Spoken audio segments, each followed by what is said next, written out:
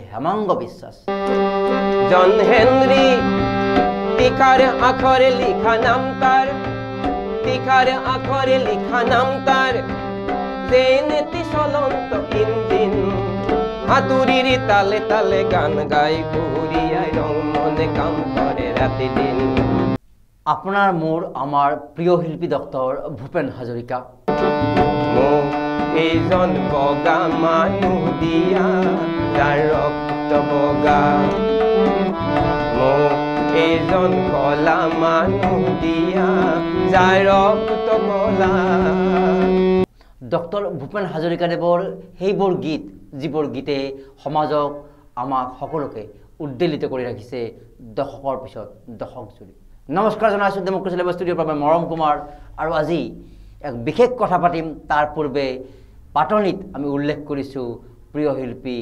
জনতাৰ শিল্পী ডক্টৰ ভূপেন হাজৰিকাদেৱৰ কথা। আপুনি আমাৰ ডক্টৰ ভূপেন হাজৰিকাৰ এই প্ৰসংগ উত্থাপনৰ বিষয়টো উপলব্ধি কৰিব। তাৰ পূৰ্বে আমি চিনাকি কৰাই দিম। আমি আমাৰ ষ্টুডিঅ'লৈ আমন্ত্ৰণ জনাই আনিছোঁ গণসংগীতৰ এগৰাকী ব্যস্ত শিল্পী, জ্যেষ্ঠ শিল্পী আৰু ভাৰতীয় গণনাট্য সংঘৰ সৈতে বিগত কেইবা বছৰ জুৰি দশক জুৰি এই সুন্দৰ গীতসমূহ জনতাক উদ্বেলিত কৰি গীতসমূহ পৰিৱেশন কৰি বিশেষ অৱদান যোগাই অহা দীপক কুমাৰ দত্ত ডাঙৰীয়া। আৰু তেখেত আকাশবাণীৰ গুৱাহাটীৰ লোকগীতৰো স্বীকৃতিপ্ৰাপ্ত এগৰাকী শিল্পী। আপোনাক স্বাগতম জনাইছোঁ। আৰু আজি আমি পোনপটীয়াকৈ এক বিশেষ বিষয়ৰ কথা পাতিম। তাৰ পূৰ্বে আমি এই কথাটো ক'ব লাগিব যে ডক্টৰ ভূপেন হাজৰিকাৰ এই গীতবোৰ, সেই গীতবোৰ যিবোৰ মানুহৰ গীত, জীৱনৰ গীত, সমাজৰ গীত আৰু এটা বিপ্লৱৰ গীত, এই গীতবোৰ নিৰ্মাণ কৰাৰ আঁৰৰ এগৰাকী বিশেষ ব্যক্তি বা সেই প্ৰেক্ষাপট যাৰ বাবে ডক্টৰ ভূপেন হাজৰিকাক সেই প্ৰেক্ষাপটলৈ আনি এনে গীতবোৰ ৰচনা কৰা পৰিৱেশ সৃষ্টি হৈছিলে, সেয়া আছিলে হেমাঙ্গ বিশ্বাস। গতিকে হেমাঙ্গ বিশ্বাসৰ ডক্টৰ ভূপেন হাজৰিকাৰ এই যিটো সংযোগৰ কথাটো প্ৰথমতে পাতিম, তাৰপিছত আমাৰ অনুষ্ঠান আগবঢ়াই লৈ যাম। নমস্কাৰ জনাইছোঁ দৰ্শকসকললৈ। খুব ভাল প্ৰশ্নৰে আৰম্ভণি কৰিছে মৰম কুমাৰে। কথাটো হ'ল কি, হেমাঙ্গ বিশ্বাসৰ লগত ভূপেন হাজৰিকাৰ সম্পৰ্ক এই যিটো জীৱনজোৰা যিটো এটা সাধনা বুলি কয় মানুহৰ, সেই সাধনাকৃত মাজেৰে গতি কৰিছিল। ভূপেন হাজৰিকাৰ জীৱন আৰু সংগ্ৰাম এইটো সকলোৱে জানে, প্ৰগতিশীল ব্যক্তি শিল্পীসকলে বহুতে জানে। আৰু ভূপেন হাজৰিকাৰ জীৱন সংগ্ৰামৰ ওপৰত অসমৰ চুকে কোনে নজনা মানুহ কোনো নাই বুলি মই ভাবোঁ, বিশেষকৈ গীতসমূহৰ মাজেৰে। ভূপেন হাজৰিকাৰ ব্যক্তিবিষয়ৰ আমাৰ পৰিচয় দিব লগা বা পৰিচয় কৰাব লগা কোনো প্ৰয়োজনো নাই, আমি সকলোৱে জানো। কিন্তু তাৰ মাজতে কথা হ'ল কি, ভূপেন হাজৰিকাৰ যিটো সাংগীতিক যাত্ৰা আৰম্ভ হৈছিল, সেই সাংগীতিক যাত্ৰাৰ আৰম্ভণিতে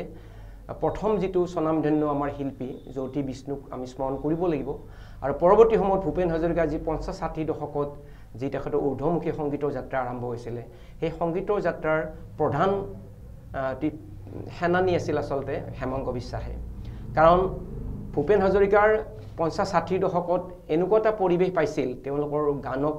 আগুৱাই লৈ যোৱাৰ কাৰণে বা তেওঁলোকৰ প্ৰতিভাক উন্মোচিত কৰাৰ কাৰণে, বিশ্ব দৰবাৰলৈ লৈ যোৱাৰ কাৰণে সেই যিটো সময় পৰিৱেশ তেওঁলোকে খুব অনুকূল আছিল, সময় আছিল। সেই সময়ৰ যিটো ভাৰতৰ মুক্তি আন্দোলনৰ যিটো প্ৰেক্ষাপট আছিল, মুক্তি আন্দোলনৰ গোটেই ভাৰত উদ্দাউল হৈ পৰিছিল, ভাৰতবৰ্ষক স্বাধীনতা লাগে। গতিকে সেই সাংস্কৃতিক যিটো সজাগতা, মানুহৰ যিটো মানৱিক আবেদন, মানুহৰ যিটো সংগ্ৰাম স্বাধীনতাৰ সপক্ষে আৰু সেই সাম্ৰাজ্যবাদ বিৰোধী সংগ্ৰামৰ মাজেৰে এইটো আৰম্ভ হৈছিল, গতিকে তাতো মানুহবিলাক উদ্বেলিত হৈ পৰিছিল। গতিকে সেই এটা প্ৰেক্ষাপট আছিল। দ্বিতীয়তে আন এটা প্ৰেক্ষাপট আছিল, আপোনালোক সকলোৱে নিশ্চয় অৱগত যে ভাৰতীয় গণনাট্য সংঘ, এই ভাৰতীয় গণনাট্য সংঘৰ জন্ম হৈছিল ১৯৪৩ চনত মুম্বাইৰ কংগ্ৰেছ অধিৱেশনৰ সেই লগত ভাৰতীয় গণনাট্য সংঘৰ জন্ম হৈছিলে। আৰু ভাৰতীয় গণনাট্য সংঘৰ জন্মৰ কথাটোৱেই আছিল যিহেতু সাম্ৰাজ্যবাদ বিৰোধী এটা পৰিস্থিতি আৰু ফেচিবাদ বিৰোধী যিটো অৱস্থান, যিটো গোটেই বিশ্বৰ পৰিৱেশ, এই বিশ্বৰ পৰিৱেশে ভাৰতীয় গণনাট্য সংঘৰ সন্মুখতো লৈ আহিছিলে। আৰু ভাৰতীয় জন্মৰ প্ৰেক্ষাপটটো সেইটোৱে আছিলে। সেই ভাৰতীয় গণনাট্য সংঘৰ জন্মৰ মূল যিটো বাণী আছিল, সেইটো হৈছে তেওঁলোকৰ যিটো সাৰ্বজনীন দৃষ্টিভংগী আৰু মুক্তিপ্ৰাসী জনতাৰ যিটো সংগ্ৰাম, যিটো আদৰ্শ, যিটো মানুহক উদ্বেলিত কৰাৰ কাৰণে মানুহৰ অধিকাৰৰ সংগ্ৰাম, মানুহক যিটো স্বীকৃত বা মানুহক সুখে দুখে মানুহক মানুহে নিজৰ জীৱন জীৱিকাৰে মানুহক নিজৰ অধিকাৰ প্ৰতিষ্ঠাৰ কাৰণে সংগ্ৰাম, আৰু যিসকলে এই সমাজৰ গৰিষ্ঠ সংখ্যক লোকক অন্যায় অবিচাৰ কাৰণে তেওঁলোকক শোষণ নিষ্পেষণ কৰি ৰাখিছে, তেওঁলোকৰ স্বাধীনতা হৰণ কৰিছে, এইসকলৰ বিৰুদ্ধে সংগ্ৰাম কৰি পেলাই এখন সুন্দৰ মানে সমাজ প্ৰতিষ্ঠা কৰাৰ কাৰণে যে আগবঢ়াৰ যিটো ভাৰতীয় গণনাট্য সংঘৰ দৰ্শন আছিল সেই দৰ্শনৰ মাজেৰে এই আমি ভাৰতীয় গণনাট্য আগুৱাই যোৱাৰ কাৰণে তাৰ লগত চামিল হৈছিল ভূপেন হাজৰিকা আৰু তোমাৰ 1952 চনত এই কথাটো আছিল ভূপেন হাজৰিকা আসলে মানে আনুষ্ঠানিকভাৱে গণনাট্য সংঘত যোগদান কৰিছিল মই জনামতে 1952 চনত তেখেতে যেতিয়া ডক্টৰেট ডিগ্ৰী লৈ পেলাই আমেৰিকাৰ কলম্বিয়া বিশ্ববিদ্যালয়ৰ পৰা আহিছিল তাৰ পিছত হেমাংগ বিশ্বৰ নেতৃত্বত তেওঁ ভাৰতীয় গণনাট্য সংঘৰ অংশগ্ৰহণ কৰিছিল আৰু সেই সময়ৰ পিছৰ পৰা আপোনালোকে যদি লক্ষ্য কৰে যে ভূপেন হাজৰিকাৰ যিবিলাক মানে গীত কালজয়ী গীত বুলি আমি যাক কওঁ বহুতে কয় কালজয়ী গীত সেই কালজয়ী গীতবিলাক আচলতে গণসংগীত জনতাৰ গীত সমাজৰ গীত দেশক উদ্ধাৰ কৰা গীত ভূপেন হাজৰিকাৰ সকলো গীত কালজয়ী বুলি আমিও ক'ব নোৱাৰিম হয়তো কিন্তু বেছিভাগে 80% গানেই তেখেতৰ জনতাৰ গীত জনতাৰ বাবে গীত গাইছিল মানুহৰ বাবে গীত গাইছিল আৰু সেই মানুহৰ বাবে গীত গোৱাৰ কাৰণে মানুহৰ মাজত তেখেতে অন্তৰ ভিতৰত সোমাব পাৰিছিল অৰ্থাৎ হেমাংগ বিশ্বাস ডাঙৰীয়াই ভূপেন হাজৰিকাদেৱক এই গীতৰ এই পৰিৱেশৰ মাজলৈ লৈ আহিছিল ভাৰতীয় গণনাট্য সংঘৰ যোগেদি আৰু এই যিটো এই সংযোগৰ কাৰণে কাৰণ সেইখিনি সময়ত দেশে স্বাধীনতা লাভ কৰি উঠিছে তেখেত প্ৰগতিৰ পথত আগবাঢ়ি যাব লাগিব ব্ৰিটিছৰ সেই ভাৱটো আছিলে গতিকে সেই গোটেই প্ৰেক্ষাপটটো অহাৰ বিষয়টো আছিলে হেমাংগ বিশ্বাসেৰ সৈতে হোৱা সংযোগ আৰু হেমাংগ বিশ্বাসে ভূপেন হাজৰিকাক আমন্ত্ৰণ কৰি আনিছিলে নেকি এই বিষয়টো আহক আপুনি আমাৰ লগত যোগ দিয়ক আচলতে ভূপেন হাজৰিকাৰ জ্যোতি বিষ্ণুৰ সান্নিধ্যৰে ভাৰতৰ সংস্কৃতিত প্ৰৱেশ কৰিছিলে আৰু তেখেতে নিজেও কৈছিল যে জ্যোতি বিষ্ণু যদি সান্নিধ্য মই নাপালোহেঁতেন তেতিয়াহ'লে মই ইমান এটা সংগীত জগতৰ ইমানখিনি মই আগবাঢ়িব নোৱাৰিলোহেঁতেন তেখেতে প্ৰথমে জ্যোতি বিষ্ণুক তেখেতে সোৱণ কৰিছে আৰু তাৰ পৰৱৰ্তী সময়ত যিটো তেখেতৰ সাংগীতিক যাত্ৰাৰ মাজত যিটো গণসাংগীতিক যিটো যাত্ৰা গণসাংস্কৃতিক যিটো জাগৰণ ঊৰ্ধমুখী যিটো যাত্ৰা আৰু মানুহৰ লগত যিটো যোগাযোগ এই যোগাযোগটোৰ বেছিকেলি হেমাংগ বিশ্বাসৰ লগত আহি পেলাই প্ৰভাৱৰ কাৰণে সম্ভৱ হৈছে ঠিক আছে আমি এতিয়া অনুষ্ঠান এতিয়াহে আচলতে আৰম্ভ কৰিম আমি এটা দৃশ্য দেখুৱালোঁ আমাৰ নাটকৰ দৃশ্যৰ দৰে যে ভূপেন হাজৰিকা আৰু হেমাংগ বিশ্বাসৰ এই যিটো সংযোগ কিন্তু আজি আমাৰ আলোচনাৰ বিষয় হেমাংগ বিশ্বাস কিন্তু যিহেতু আমি ডক্টৰ হাজৰিকাদেৱৰ গীতৰ সৈতে আমি সম্পৃক্ত তেওঁৰ গীতৰ সৈতে আমি সদায় গীত শুনি আমি উদ্বেলিত হওঁ আৰু সেই উদ্বেলিত হোৱা গীত পৰিৱেশনৰ যিটো পৰিৱেশ বা যিটো ৰচনাৰ পৰিৱেশ সেই পৰিৱেশটো ৰচনা হৈছিলে হেমাংগ বিশ্বাসৰ সৈতে হোৱা এই সংযোগৰ ফলত বা ভাৰতীয় গণনাট্য সংঘৰ সৈতে হোৱা এই সংযোগৰ পৰিণতি গতিকে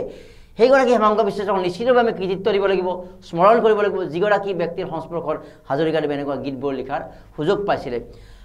112 সংখ্যক তেওঁৰ জন্মতিথি আহি আছে 14 ডিচেম্বৰত আৰু তাৰ প্ৰাক্ষণত ডেমক্ৰেচি লাইভৰ এক প্ৰয়াস সেইগৰাকী মহান সেনানী যি নিজৰ পথত বিচ্যুত হোৱা নাছিল নিজৰ এই যিটো জনতাৰ হকে গীতৰ এই যিটো প্ৰয়াসত আগবাঢ়ি গৈছিলে হাজৰিকাদেৱৰ বহু শিল্পীক তেওঁ আগুৱাই লৈ আহিছিলে আৰু জনতাক উদ্বেলিত কৰিছিলে জাতিৰ হকে সেই কথাবিলাক আজি দীপক কুমাৰ দত্তৰ বিষয়ে জানিম এতিয়া আমি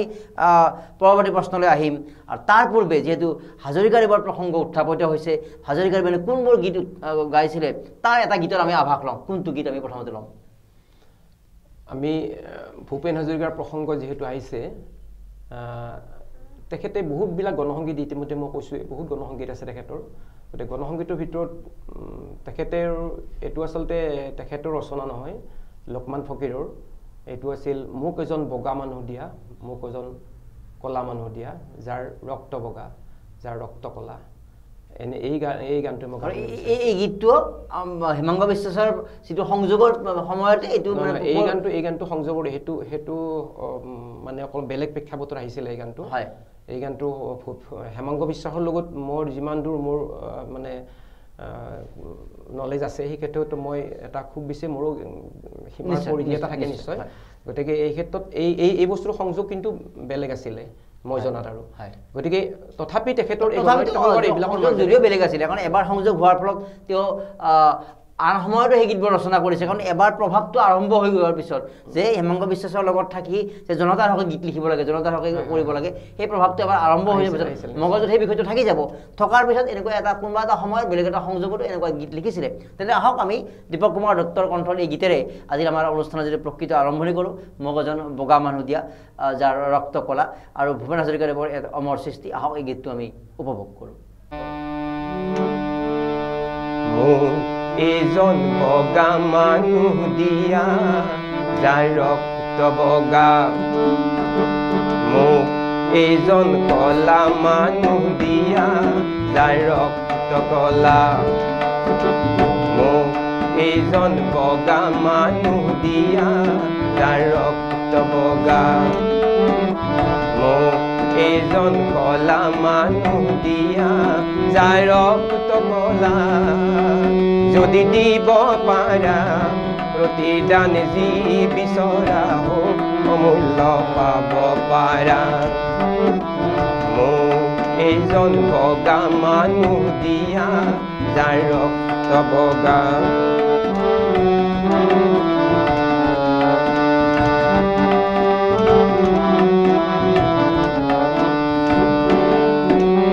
উত্তৰৰ পৰা দক্ষিণ মেৰু যত মানুহ আছে পূৰ্বৰ পৰা পশ্চিম প্ৰান্তত যত মানুহ আছে একে তেজ মঙহে গঢ়া প্ৰেম প্ৰীতিৰে হৃদয় ভৰা একে তেজ মঙহে গঢ়া প্ৰেম প্ৰীতিৰে হৃদয় ভৰা সেই মানুহক কিয় তুমি ভিন্ন কৰা ভেদাভেদ সৃষ্টি কৰা মোক এজন বগা মানুহ দিয়া যাৰ ৰক্ত বগা মোক এজন কলা মানুহ দিয়া যাৰ ৰক্ত কলা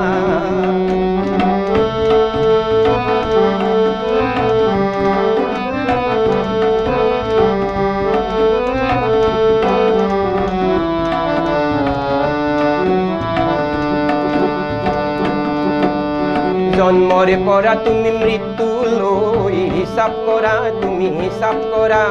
এই পৃথিৱীৰ ধৰ্ম যত তুমি বিচাৰ কৰা জন্মৰে পৰা তুমি মৃত্যুলৈ হিচাপ কৰা এই পৃথিৱীৰ ধৰ্ম যত তুমি বিচাৰ কৰা দেখিবা তাতে কেই কথা ঊৰ্ধ্বত আছে মানৱতা দেখিবা তাতে কেই কথা ঊৰ্ধ্বত আছে মানৱতা সেই কথাকেই ভাবি তুমি গৌৰৱ কৰা তেনে কিয় যুদ্ধ কৰা মোক এজন বগা মানুহ দিয়া যাৰ ৰক্ত বগা মোক এজন কলা মানুহ দিয়া যাৰ ৰক্ত কলা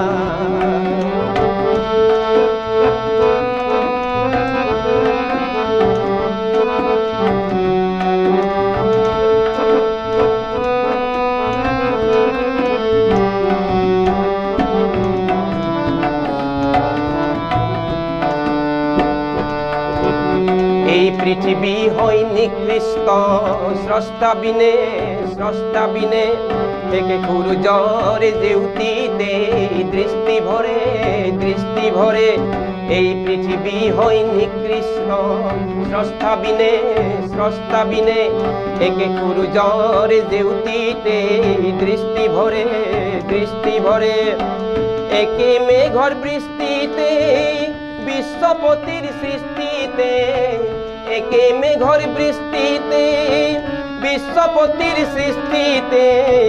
সকলোৱে জীয়াই আছো যদি ভাবা তেনে কিয় গৰ্ব কৰা মোক এজন বগা মানুহ দিয়া যাৰ ৰক্ত বগা মোক এজন কলা মানুহ দিয়া যাৰ ৰক্ত কলা যদি দিব পাৰা প্ৰতিদান যি বিচৰা হোক অমূল্য পাব পাৰা মোক এজন বগা মানুহ দিয়া যাৰ ৰক্ত বগা মোক এজন কলা মানুহ দিয়া যাৰ ৰক্ত কলা যিহেতু আমি অৱগত হ'লোঁ হেমাংগা বিশ্বেশ্বৰ সেই মহানতাৰ কথা যি এনেকুৱা শিল্পীক জন্ম দিছিল যাৰ শিল্পৰ যাৰ সেই প্ৰতিভাৰ কণ্ঠৰে অসমবাসীক জাগ্ৰত কৰাৰ তেওঁ এটা প্ৰয়াস কৰিছিল তেওঁ নিজেও এগৰাকী বিশিষ্ট সংগীত শিল্পী আছিলে এতিয়া হেমাংগ বিশ্বাস কোন অকণমান আমি জানিম আপোনাৰ পৰা হেমাংগ বিশ্বাস কোন বুলি ক'ব লাগিলে এইটো এটা খুব ডাঙৰ প্ৰশ্ন বৰ্তমান পৰিস্থিতিৰ সময় আৰু বৰ্তমান সমাজৰ প্ৰেক্ষাপটত হেমাংগ বিশ্বাস কোন হেমাংগ বিশ্বাস এনেকুৱা এজন ব্যক্তি যিয়ে অসমৰ সংস্কৃতিক বিশ্বমুখী কৰি তোলাৰ স্বাৰ্থত যি এখন প্ৰেক্ষাপট নিৰ্মাণ কৰিছিলে তাৰ প্ৰধান লাইহুটা তাৰ লাইহুটাৰ ভিতৰত প্ৰধান অন্যতম আছিল হেমাংগ বিশ্বাস আৰু এই যিটো প্ৰধান তেওঁৰ সংস্কৃতিৰ প্ৰধান সূত্ৰধাৰ আছিল হেমাংগ বিশ্বাস গতিকে তেওঁৰ যিটো সংস্কৃতি যিটো ভাৱনা তেওঁৰ যিটো বিশ্বমুখী সংস্কৃতি জনতাক আগুৱাই লৈ যাব পাৰিছিল এইটো জনসাধাৰণক উদ্বুদ্ধ কৰাৰ কাৰণে এটা প্ৰেক্ষাপট নিৰ্মাণ কৰা যি সংস্কৃতি নিৰ্মাণ হৈছিল সেই সংস্কৃতিটো আছিল গণসংস্কৃতি গতিকে হেমাংগ বিশ্বাস বুলি ক'লে আমি কিছুমান প্ৰসংগ কিছুমান আহি পৰে যে আজিৰ যুগত হেমাংগ বিশ্বাসৰ মানুহে বা বৰ্তমান যুৱ প্ৰজন্মই বহুতে নাজানে হয়তো আজিলৈ বহুতে জনা নাই আৰু আজি ধৰক প্ৰগতিবাদী যিসকলৰ শক্তি আছে বা প্ৰগতিবাদী সাহিত্য সংগঠন সংস্কৃতি সংগঠন তেওঁলোকে হেমাংগ বিশ্বাসৰ স্মৃতি দিৱস বা হেমাংগ বিশ্বাসৰ আদৰ্শগতভাৱে তেওঁলোকক সোঁৱৰণ কৰে বা সৃষ্টিসমূহ সোঁৱৰণ কৰে কিন্তু বাকী খুব কমেই সোঁৱৰণ কৰা দেখা যায় বহুতে এই কথাটো নাজানে যিটো কথা আমি আৰম্ভ কৰিলোঁ যে ডক্টৰ হাজৰিকাৰে বৰ সেই অমৰ সৃষ্টি বা সেই জনতাৰ হকে উদ্দোলিত কৰা জাতিৰ হকে উদ্দোলিত কৰা সেই গীতসমূহ ৰচনাৰ আঁৰৰ ব্যক্তিজন যে আচলতে হেমাংগ বিশ্বাস সেই কাৰণ তেনেকুৱা নেৰেটিভৰ আলোচনাসমূহ আমি দেখা নাপাওঁ আচলতে হেমাংগ বিশ্বাসক ক'ৰবাতে ৰৈ যায় কিন্তু ভূপেন হাজৰিকা হৈ আমি এটা বিদ্যমান কিন্তু আঁৰৰ কথাবোৰ আমি সদায় কৃতজ্ঞতাৰে স্মৰণ কৰিব লাগিব আচলতে আৰু ইয়াৰ লগত মই এটা কথা ক'ব লাগিব এই প্ৰসংগ যিটো উত্থাপন হৈছে যে হেমাংগ বিশ্বাসক আজিৰ যুৱ প্ৰজন্মই নাজানে এই সম্পৰ্কত অসমৰ এজন বিখ্যাত কবি বংগৰ অসমৰ বিখ্যাত কবি ৰবীন্দ্ৰ চৰকাৰে কৈছিল আক্ষেপ কৰি পেলাই এটা সমীক্ষা এটা কৈছিলে যে তেখেতৰ 2012 চনত যিটো জন্মশতবাৰ্ষিকী অনুষ্ঠান হৈ গ'ল সেই জন্মশতবাৰ্ষিকী অনুষ্ঠানৰ মুখপত্ৰত এইটো কথা উল্লেখ আছে যে তেখেতে কৈছিলে যে হেমাংগ বিশ্বাসৰ গান শুনাটোতো দূৰৰ কথা এজন গণশিল্পী হিচাপে এটা সংগীত শিল্পী হিচাপে বিশ্বত প্ৰতিষ্ঠিত শিল্পী হিচাপে তেখেতৰ গান শুনাটো ডাঙৰ কথা গান শুনাটো বেলেগ কথা কিন্তু তেখেতৰ নামটোৱে আজিলৈ যুৱ সমাজে জনা নাই এইটো কিয় জনা নাই এইটো এটা কিছুমান মানে আজিৰ সমাজক দোষ দিও লাভ নাই আজি আমাৰ যেটো সমসাময়িক পৰিস্থিতি যেটো প্ৰত্যাহ্বান এই প্ৰত্যাহ্বানে হেমাংগ বিশ্বাসক প্ৰেক্ষাপটলৈ আনিব মানে হেৰি পৰা নাই কিন্তু জানিব লগাকৈ আমি অনুধাৱন কৰিব লগাকৈ আমি চৰ্চা কৰিব লগাকৈ তেওঁ অজস্ৰ কাম প্ৰয়োজনীয় কাম সকলো কৰি গৈছিলে তাতে আমি তেওঁৰ এটা যিটো ইউনিভাৰ্চেল দিশ তেওঁৰ এটা যিটো গণতান্ত্ৰিকতা তেওঁৰ আৰু এটা দিশ আমি কথা কম তেওঁ আছিলে বঙালী জাতিৰ এগৰাকী ব্যক্তি কিন্তু বঙালী জাতিৰ ব্যক্তি হোৱাৰ পিছতো তেওঁ কিন্তু অসমীয়া ভাষা সংস্কৃতিৰ সৈতে কিন্তু তেওঁ আগবাঢ়ি গৈছিলে বা যিটো গণসংস্কৃতিৰ তেওঁ জন্ম দিছিলে বা গণসংগীতৰ জন্ম দিছিলে গণসংস্কৃতি গণসংগীত কি বা তেওঁৰ কোনখিনি অৱদান আছিলে এইখিনি কথা জানিম তাৰ পূৰ্বে তেওঁৰ এটা বিখ্যাত গীত জন হেনৰি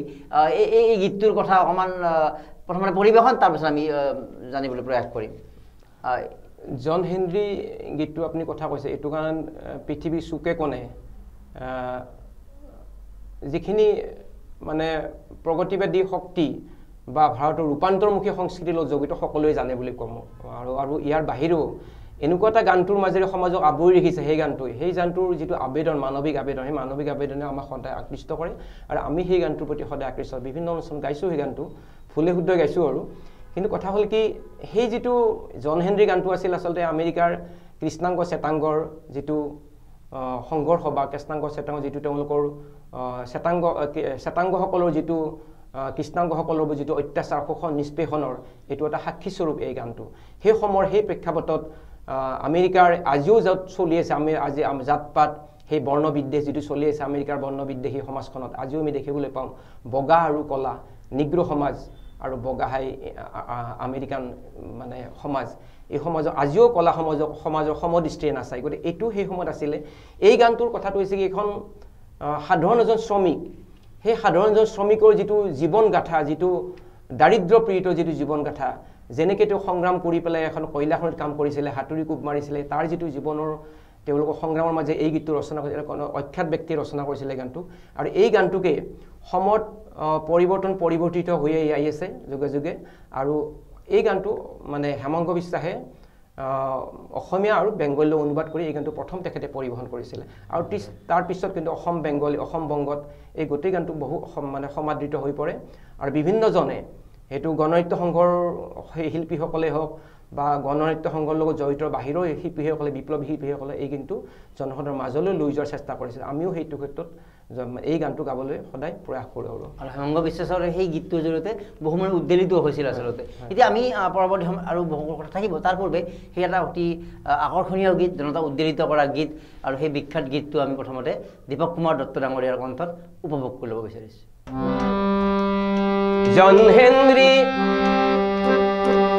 জন হেনৰি তীখার আখরে লিখা নাম তার, তীখার আখরে লিখা নাম তার, যে নীতি চলন্ত ইঞ্জিন। হাতুড়ির তালে তালে গান গায় ঘুরিয়ায়, রং মনে কাম করে রাতি দিন। ও ও ও ও রং মনে কাম করে রাতি দিন। ও ও ও রং মনে কাম করে রাতি দিন। কলিয়া খিলত কথা হেনরি, কলিয়া খিলত কথা হেনরি, গ্রেনাডেরে গড়া পেখি জলমল। হাতুড়ির কবে কবে খিলে খিলে জুই জলে, হাতুড়িয়ে মাথো তার কম্বল। ও ও ও ও হাতুড়িয়ে মাথো তার কম্বল। ও ও ও হাতুড়িয়ে মাথো তার কম্বল। পশ্চিম ভার্জিনিয়া রেল সুরঙ্গত, পশ্চিম ভার্জিনিয়া রেল সুরঙ্গত, হিলরে পাহাড় কাটি কাটি, রেল লাইনে পতা হব হেনরির হাতুড়িরে, কবে কবে পার হয় রাতি। ও ও ও কবে কবে পার হয় রাতি। ও ও ও কবে কবে পার হয় রাতি। জন হেনরির সেনে হরি লগরি, জন হেনরির সেনে হরি লগরি, নাম তার মেরি মেঘলি। জন হেনরির সেনে হরি লগরি, নাম তারি মেরি মেঘলি। কুরঙ্গর বুকুতে কান পাতে খুনিছিল হেনরির হাতুড়ির গুণ। ও ও ও হেনরির হাতুড়ির বিন। ও ও ও হেনরির হাতুড়ির বিন। বগা সরদারক লাগে আরো বেশি কাম, বগা সরদারক লাগে আরো বেশি কাম, স্ট্রিম ড্রিলে করে আমদানি। আশঙ্কা হেনরির যন্ত্ৰৰ ওচৰত লয় নেকি পৰাজয় মানি। ও ও ও ও লয় নেকি পৰাজয় মানি। ও ও ও ও লয় নেকি পৰাজয় মানি। মই মেচিনৰ হম প্ৰতিদ্বন্দ্বী, মই মেচিনৰ হম প্ৰতিদ্বন্দ্বী, জন হেনৰিয়ে কৈ বুকু ডাঠি। মই মেচিনৰ হম প্ৰতিদ্বন্দ্বী, জন হেনরিয়ে কৈ বুকু ডাঠি। স্ট্রিম দিল লগতে হাতুড়ির পাল্লা, মনে আজি রোধে তার গতি। ও ও ও ও মনে আজি রোধে তার গতি। ও ও ও মনে আজি রোধে তার গতি। বগা সরদারে কাজ হাঁহি মারি, বগা সরদারে কাজ হাঁহি মারি, কই নিগারুর সাহত পালি। তোর যদি জয় হয় নহব সূর্যোদয়, কলাখিল হব বনমালী। ও ও ও কলাখিল হব বনমালী। ও ও ও কলাখিল হব বনমালী। জন হেনরির হাতুড়ির জলকত, জন হেনরির হাতুড়ির সমকত, জিলিকাই বিজুলির বাণ। মানুহৰ স্ট্ৰিম ফ্লিট তুৰন্ত স্ট্ৰিম দিলে, মানুহৰ হাতত হয় অভিমান। ও ও ও ও মানুহৰ হাতত হয় অভিমান। ও ও ও ও মানুহৰ হাতত হয় অভিমান। জন হেনৰিৰ কণমানি জীয়াৰী, জন হেনৰিৰ কণমানি জীয়াৰী, হিলৰ বুকুতে যে নিজৰা, মাকৰ কোলাতে বহি বাট চাই আছে তাই, কোনে দিব দেউতাৰ বতৰা। ও হাই হাই হাই হাই, কোনে দিব দেউতাৰ বতৰা। ও হাই হাই হাই হাই, কোনে দিব দেউতাৰ বতৰা। প্ৰতি মে দিবসৰ গানে গানে, প্ৰতি মে দিবসৰ গানে গানে, নীল আকাশৰ তলে জুই। প্ৰতি মে দিবসৰ গানে গানে, প্ৰতি মে দিবসৰ গানে গানে, নীল আকাশৰ তলে জুই। শ্ৰমিকৰ গানত কাণ পাতি শুনা কওঁ হেনৰিৰ হাতুড়িৰ গুণ। ও ও ও হেনৰিৰ হাতুড়িৰ গুণ। ও ও ও হেনৰিৰ হাতুড়িৰ গুণ। ও ও ও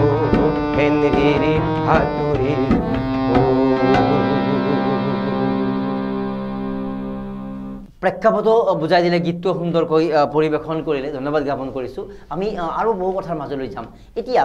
আমি পোনে পোনে সেই কথাটোৰ মাজলৈ যাম, যিহেতু আপুনি ইতিমধ্যে ক'লে যে ৰবীন্দ্ৰ চৰকাৰে ক'ৰবাত আক্ষেপ প্ৰকাশ কৰিছিল যে হেমংগ বিশ্বেশ্বৰৰ নাম নুশুনা ব্যক্তিয়ে বা আমাৰ আছে এই পৰিৱেশটো এইকাৰণে হৈছে কাৰণ তেনেকুৱা নেৰেটিভৰ আলোচনাই হোৱা নাই। কিন্তু আপুনি ক'লে যে তেনেকুৱা নেৰেটিভৰ আলোচনা হ'ব লগাকৈ তেওঁ কাম কৰি গৈছে। বিশেষকৈ তেওঁ সংগীতৰ এটাই ধাৰা আছিল যে গণসংগীত, ৰাইজৰ হকে জনতাৰ হকে উদ্বেলিত কৰা, তাৰ ভিতৰত বেলেগ সংগীত ৰচনা বা এনেকুৱা কৰা নাছিলে। লোকসংগীতৰ তেওঁ অন্যতম এগৰাকী বিশিষ্ট শিল্পী আছিলে। গতিকে এই যে নিজৰ পথৰ পৰা বিচ্যুত হোৱা নাছিলে বা জনতাক এই যে উদ্বেলিত কৰা গীতৰ লগতে আছিলে, এনেকুৱা ব্যক্তি এজনৰ বিষয়ে আমি বিতং ৰূপত আলোচনা চৰ্চা হৈ থাকিব লাগে। কৃতজ্ঞতা স্বৰূপে বিশেষকৈ অসমীয়া জাতিয়ে তেওঁক কৃতজ্ঞতাৰে মনত পেলাব লাগে। এতিয়া সেই সময়ৰ যিবোৰ গীত ৰচনা কৰা হৈছিল, সেই কিয় ৰচনা কৰা হৈছিল এটা আমি জানিম। দ্বিতীয়তে সেই গীতসমূহৰ এতিয়া ক'ৰবাত প্ৰাসংগিকতা আছেনে নাই, কাৰণ তেতিয়া বিশেষ সময়ত সেই গীতবোৰ ৰচনা কৰা হৈছিলে আৰু এতিয়াৰ সেই গীতবোৰৰ প্ৰাসংগিকতাই কাৰোবাক স্পৰ্শ কৰিবনে নকৰে, এইখিনি কথাক লৈ আপোনাৰ কি বিশ্লেষণ? এইটো আটাইতকৈ খুব ডাঙৰ প্ৰশ্ন আমাৰ সকলোৰে মুখে মুখে যে এই প্ৰাসংগিকতা দিনে দিনে বৃদ্ধি পাই আহিছে, বহুত বৃদ্ধি পাই আহিছে। এইকাৰণেই যে এই গণসংগীতবিলাক যুগে যুগে মানুহক মানে উদ্বেলিত কৰি থাকে। আজিৰ প্ৰাসংগিকতা নোহোৱা নহয়, কালিও আজি 1000 বছৰৰ পিছতো প্ৰাসংগিকতা থাকিব। যেতিয়ালৈ সমাজত দুটা শ্ৰেণী থাকিব, পুঁজিবাদী সাম্ৰাজ্যবাদী শ্ৰেণী আৰু শ্ৰমিক শ্ৰেণী, শোষক শ্ৰেণী আৰু শোষিত শ্ৰেণী যেতিয়ালৈ থাকিব, যেতিয়ালৈ সমাজখন সকলোৰে বাবে সমান নহয়, যেতিয়া সৰ্বাংগ সুন্দৰ নহয়, মানে যেতিয়ালৈ শ্ৰমিক শ্ৰেণী ক্ষমতাৰ ভাগ দখল কৰি পেলাই এখন শোষণমুক্ত সমাজ গঢ়াৰ কাৰণে, সুন্দৰ সমাজ গঢ়াৰ যেতিয়ালৈ অৱকাশ নাথাকে, তেতিয়ালৈ এই প্ৰাসংগিকতা তেতিয়ালৈ থাকিব। আৰু আজিৰ প্ৰেক্ষাপটত এইটো কাৰণে প্ৰাসংগিকতা আছে যে গণসংস্কৃতিৰ বা গণসংগীত গান মানে হৈছে শোষণ নিষ্পেষণৰ বিৰুদ্ধে গান, অধিকাৰৰ সংগ্ৰামৰ হকে যুঁজা গান, সাধাৰণ মানুহৰ মুক্তিৰ সংগ্ৰামৰ কাৰণে যুঁজা গান। আনহাতে এইটো কথাও ক'ব পাৰি, মাজতে ৰখাই কৈছোঁ যে এইবোৰ যেন গান নহয়, এইটো তাৰ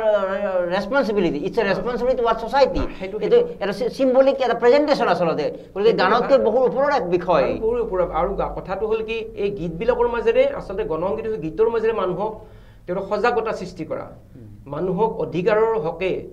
শোষণ যিটো বা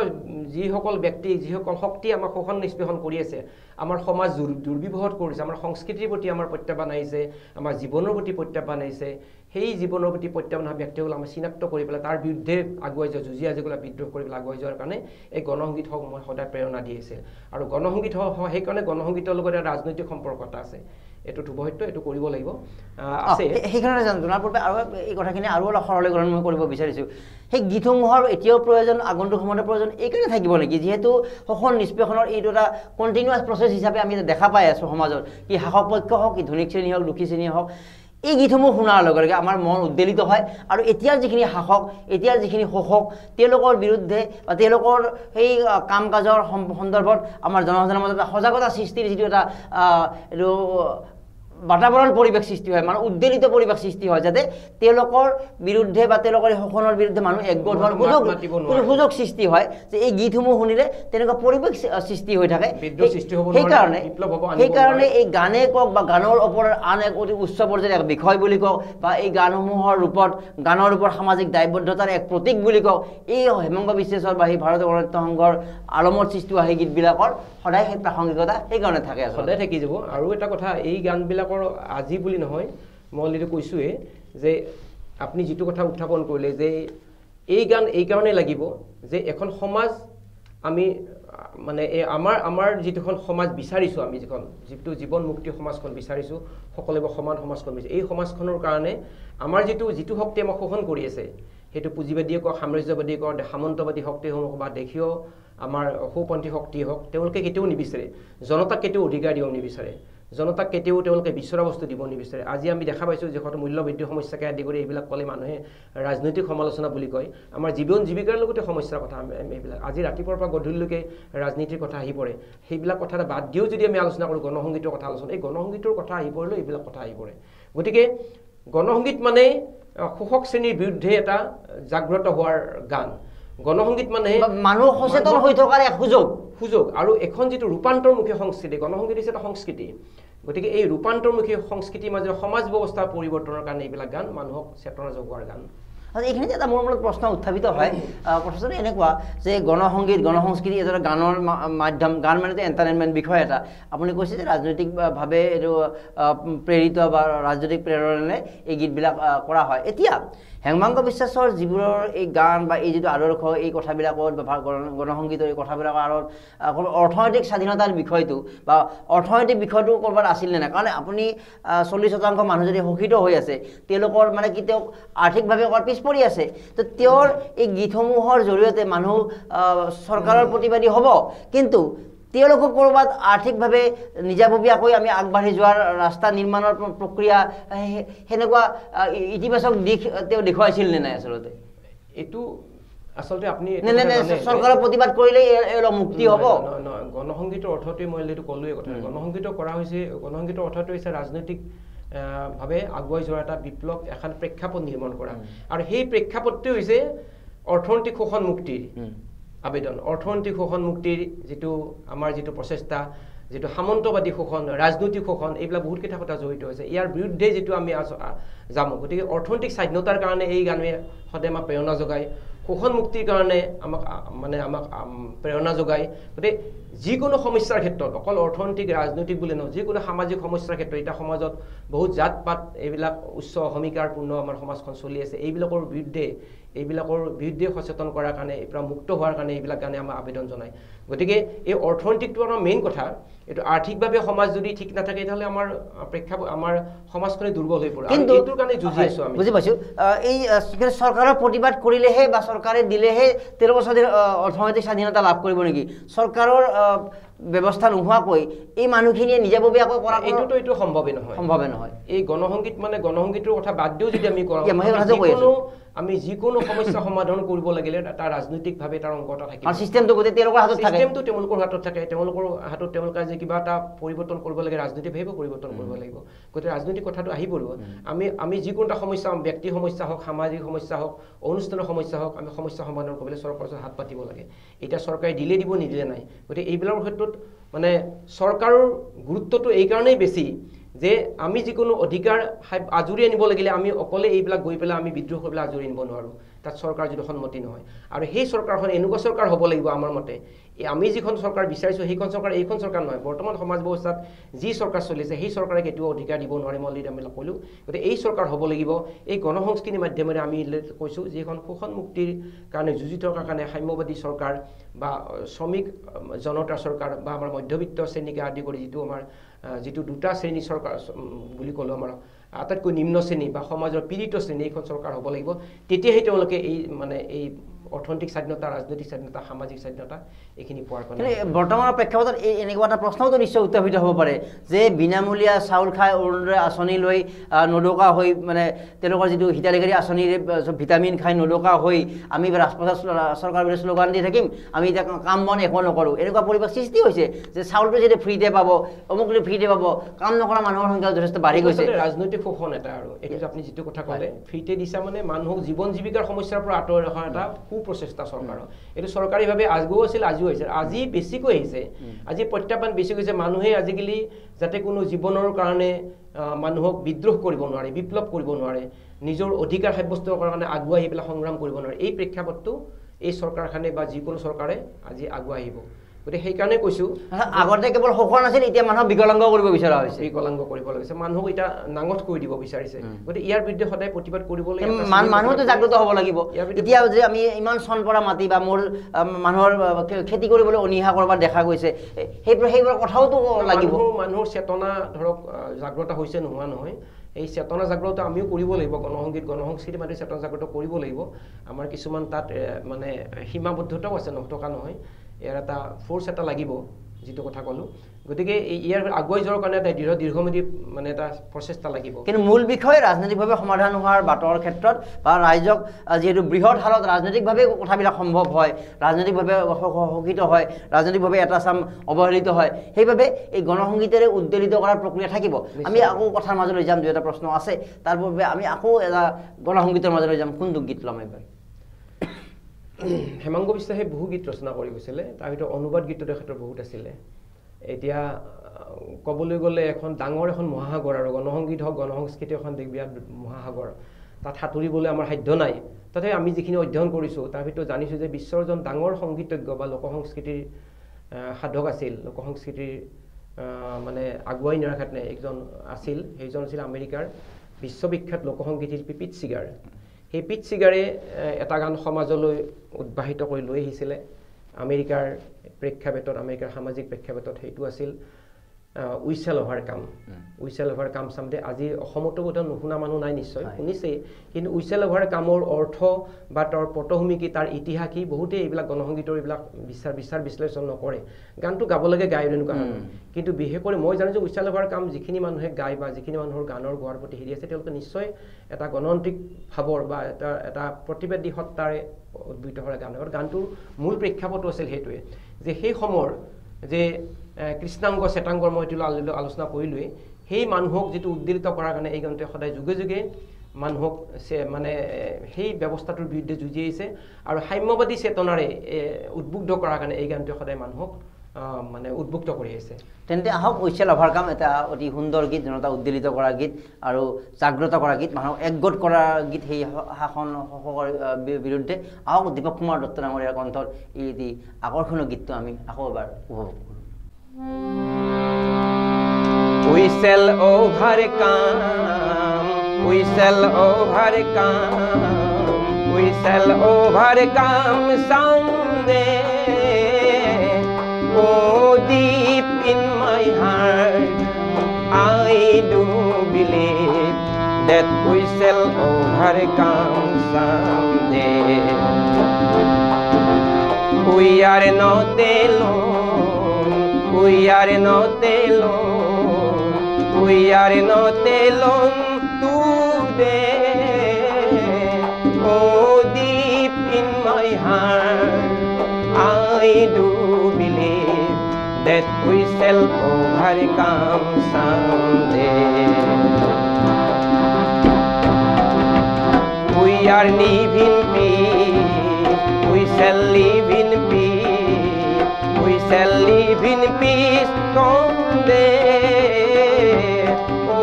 Deep in my heart, I do believe that we shall overcome someday. We shall overcome someday. We are not afraid, we are not afraid, we are not afraid, comrade. Oh, deep in my heart, I do believe that we shall overcome someday. We shall overcome someday. Ami hom homei hopon, ami hom homei hopon, ami hom homei hopol comrade. Oh, deep in my heart, I do believe that we shall overcome someday. We shall overcome someday. We shall overcome